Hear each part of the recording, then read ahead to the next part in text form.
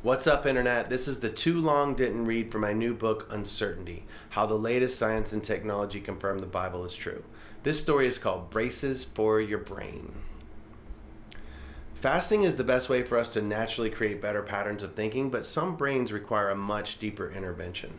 At the forefront of brain imaging and addiction research is Dr. Daniel Amen. You can read his book here or check out his TED Talk called The Most Important Lesson I Learned from 83,000 Brain Scans. The lesson is that when substance abuse or physical trauma silences a part of someone's brain, it changes their personality. Nice people can become menacing, responsible people become forgetful, heroin addicts are ashamed of the horrible things they do to get their next fix because that's not who they really are. So detoxifying our lives changes the way electricity moves around in our neural networks. So we can re-engineer how we think just by changing what we eat, drink, and smoke. If you watch the TED Talk, then you know that some brains have their personality changed by blunt force trauma instead of substance abuse. Motorcycle drivers, veterans, and athletes have the highest likelihood of suffering traumatic brain injuries. Now, my family knows all about addiction, but unfortunately, we also have extensive experience with TBIs. My wife, Sarah, was an All-American athlete and had a concussion shortly after we were married. After a long recovery from dislocating her jaw and having her mouth wired shut, she started to feel like something was off. Her memory wasn't as good as before, and she struggled to match names with faces. Eventually, she began to suffer from hypervigilance, and we tried everything we knew to help her recover. We visited all kinds of specialists and alternative medicines and Eastern medicine, and eventually a coach who works with professional athletes referred us to a new technology called electroencephalographic biofeedback, or neurofeedback for short. Neurofeedback changed our lives. Neurofeedback uses a skull cap with sensors to measure electromagnetic brain waves in 20 different regions of the brain. The skull cap has a thick bundle of cables that feed into a laptop, which performs all the necessary calculations. The laptop is also plugged into a normal television that is placed fairly close to the patient's face. Neurofeedback is most effective when we are watching movies and shows that we really like on a TV that fills most of our vision. The television is the reward in this computational loop.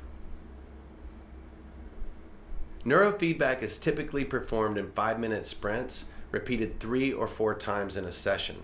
As a patient, you can't really mess it up because neurofeedback doesn't retrain your thoughts directly like cognitive behavioral therapy. There's a technician watching the laptop that's watching the brain that's watching the movie. So the technician can choose how hard to push your subconscious. And the laptop trains every brain differently based on its initial brain map. To get a brain map, you have to meditate for 40 minutes. And humans are so bad at not thinking that neuroscientists need 40 minutes of high-resolution electromagnetic neural network activity to find 2 minutes of clean background brainwave activity. A brain map is as comprehensive as you would expect. It not only shows which regions of the brain are overactive and underactive, it also separates that activity by neural network layer.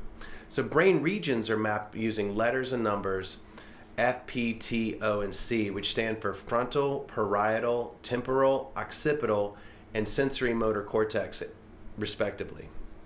You can pause and read through what each of those do. Okay, so those are the brain regions. Now let's look at the neural network layers that work throughout all of those regions. If you recall from the OR theory we discussed in the quantum neural network, our neural networks are orchestrated into layers of computation by frequency, based on the total time they need to compute. So neurofeedback gives us a window into our conscious minds, which are the slowest, highest layers. We have delta brain waves, which are the most active when we sleep. Theta brain waves are present in daydreaming and tasks that require imagination. Alpha brain waves are strongest during moments of quiet thought and meditative states. Beta brain waves represent our normal waking state of attention. So low beta relates to a readiness for action. Mid beta is when we're actively figuring things out. And high beta is when we're panicked or have anxiety. Gamma brain waves have the highest frequencies measured by neurofeedback, even higher than panic. They're present when we have that aha moment when we learn. Most of the people in my family have seen their own neural network work. It was easy to see on Sarah's brain map that all of the neural network activity going in and out of her right temporal lobe was impaired. She was stuck on high alert. Her brain map calculated the odds of having a traumatic brain injury at T4 at 98%. The right temporal lobe is responsible for anxiety, facial recognition, and sense of direction, which is exactly the symptoms she struggled with. Today, she has a better sense of direction than before her traumatic brain injury. So neurofeedback changed everyone in our family for the better in different ways according to our brain map. And you can pause and read through some of these examples. Neurofeedback is amazing. It can permanently improve ADHD issues, sleep disorders, chronic substance abuse, depression, and most importantly, traumatic brain injuries. Neurofeedback is incredibly precise. It's so frustrating that Western medicine rarely uses it. Like Dr. Amen said in his TED Talk, when someone breaks a bone, doctors x-ray it. When someone has a bad heart, we make a movie of that heart pumping blood. But if your brain isn't working right, doctors don't even try to see what's wrong. At Americans, 3.9% of our population, more than 8 million people, have severe psychological issues. And it's not their fault. Most of them were born that way. When I was a kid, America had sanitariums and mental institutions that provided shelter and rehabilitation for these people. But today, most of those have been defunded. Rich people can afford to talk to therapists and buy drugs and get neurofeedback to rehabilitate their brain chemistry, but our society currently expects poor people to rehabilitate their brains while living in prison or under a bridge. That's preposterous. The government has also privatized prisons to corporations who have no stake in improving our society. If anything, these corporations are incentivized to not rehabilitate people because they make money by imprisoning people. So where is our compassion? I don't know how to fix all these problems, but brain mapping should be the first thing we do when someone enters our prisons. All of our other solutions seem to be logically idiotic. So we close this chapter on brain hardware with a short summary. Our brains are quantum supercomputers that run on oxygen and sugar.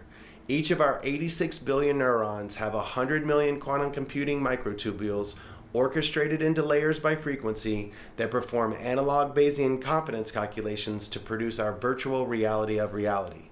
Simple, right? The computer science in our brains is simply magnificent.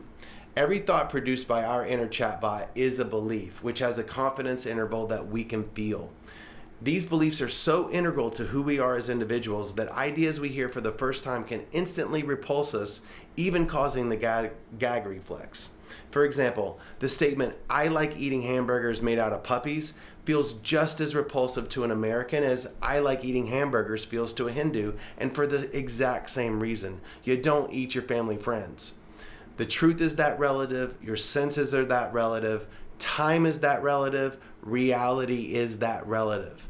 Everything is relative to our beliefs. Like Anton Chekhov said, man is what he believes. If you want to continue reading, up next is Quantum Computing Fast and Slow. In that story, we discuss System 1 and System 2 from behavioral economics. We show how those two systems compete against each other as generative adversarial networks, which enables us to create a mathematical formula for the human soul. You don't want to miss that one. At Christians, we really need your support. Fundamental Frequency is a 501c3 nonprofit ministry dedicated to spreading the good news of Jesus to academics, scholars, and scientists because of their tremendous influence on all our worldviews. Their opinions directly affect our children's education, the media, national policy, and budgets for future scientific research. So please consider investing some of your tithe this year into our mission of eradicating the false doctrine of Darwinian evolution. You can donate in just one click using this QR code, and all your gifts are tax deductible. You can also help us by sharing this story with your friends on TikTok, Twitter, Threads, Instagram, Facebook, LinkedIn, YouTube, WeChat, Weibo, and Qzone. See you next time.